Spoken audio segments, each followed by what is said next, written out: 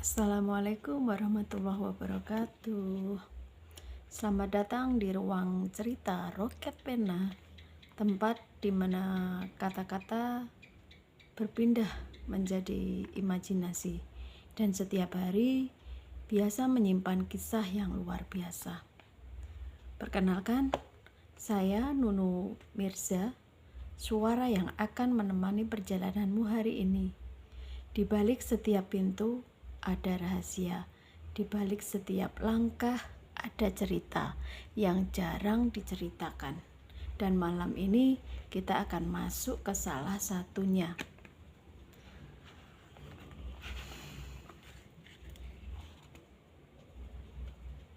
Tarik napas sebentar, tenangkan pikiran, karena kisah ini mungkin saja terasa dekat dengan hidupmu.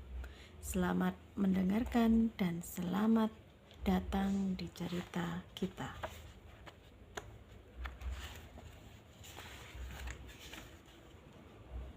Sebelum masuk cerita, saya bacakan prolognya.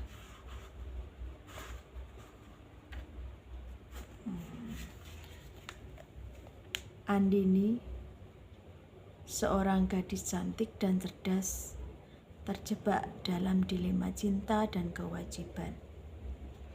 Hatinya terikat pada Angga, seseorang yang namanya tersimpan dalam hati, yang sekarang tidak tahu keberadaannya.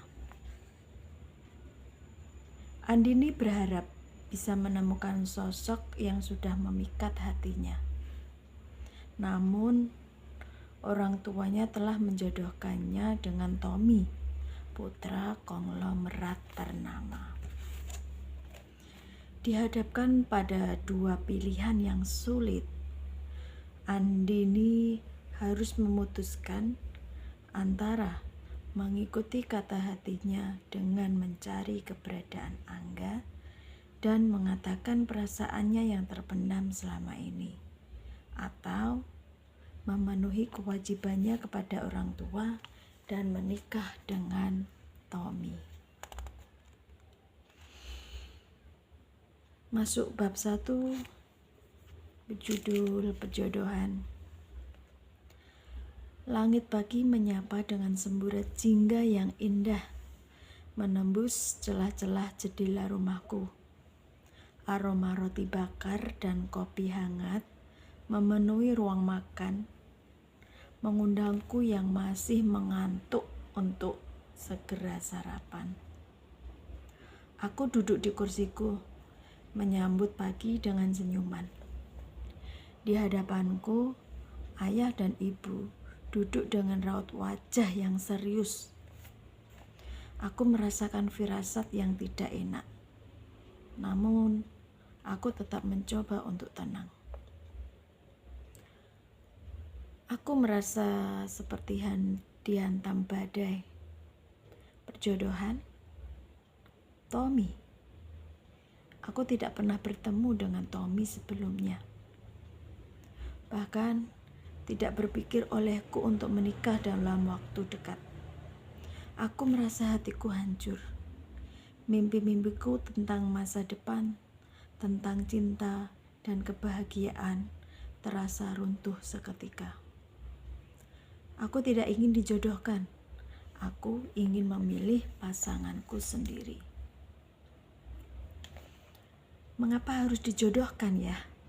Ini bukan zaman ayah yang menerima begitu saja dengan perjodohan. Aku saat ini berada di zaman modern ya. Bagaimana mungkin ayah menjodohkanku dengan orang yang tidak aku kenal? Ucapku panjang lebar sambil memasang wajah seolah protes menolaknya. Ayah yakin dia pemuda yang baik, Din. Sebab ayahnya juga termasuk orang baik. Dia tergolong keluarga yang berwibawa tinggi. Ayah yakin kamu tidak akan kekurangan apapun jika kamu setuju untuk menikah dengan Tommy. Dia juga berpendidikan tinggi dan lulusan luar negeri. Jelasnya begitu meyakinkanku. Tapi ya, Aku tidak tertarik dengan kemegahan yang dia punya. Percuma saja kaya harta tetapi miskin hati. Aku hanya ingin mencari sosok seorang pemimpin dalam rumah tangga yang bisa membimbingku dalam hal keagamaan. Ucapku masih ingin menolak. Sekali saja kamu temui mereka nanti.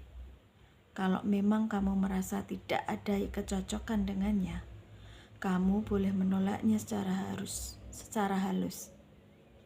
Akan tetapi kamu harus ingat satu hal, bahwa seorang wanita yang sudah datang seorang untuk melamar, janganlah kamu menolaknya. Khawatir jika kamu tidak akan laku sampai perawan tua. Ayah dan ibu tidak mau kamu menjadi perawan tua, Din, ucap ayah dengan berwajah sendu. Aku mencerna semua kalimat yang keluar dari mulut seorang pria paruh baya itu. Aku bergelut dengan pikiranku sendiri. Benarkah demikian? Aku hampir tidak percaya dengan tahayul itu. Hidup, mati, jodoh, dan rezeki itu sudah ada Allah yang mengaturnya. Mengapa manusia masih saja repot untuk menentukannya? Aku juga tidak tahu apakah Mas Angga menjadi jodohku atau tidak. Aku hanya bisa berharap dan berdoa kepada Allah agar Mas Angga menjadi suamiku kelak. Meskipun aku tidak tahu apa isi hatinya yang sebenarnya. Apakah Mas Angga juga menaruh hati padaku atau tidak, aku tetap membawa namanya dalam setiap doaku. Andin, jangan diam saja sayang. Kamu mau kan menemui dia dan keluarganya untuk makan malam besok?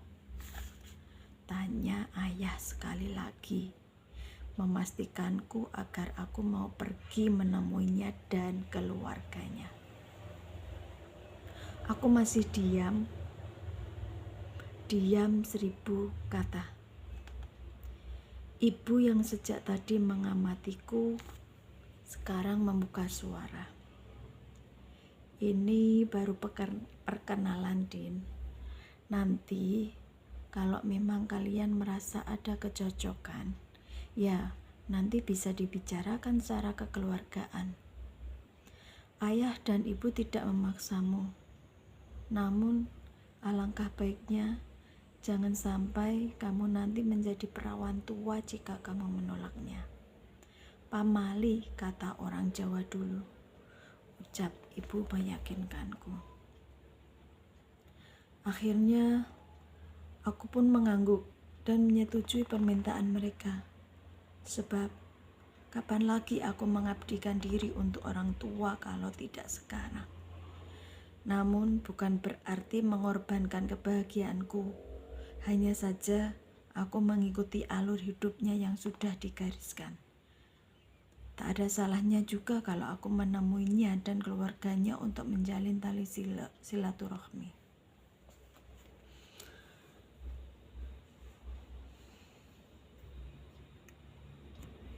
Bagaimana? Sekian dulu, kita lanjut besok ceritanya ya. Wassalamualaikum warahmatullahi wabarakatuh. Dadah, jangan lupa subscribe ya.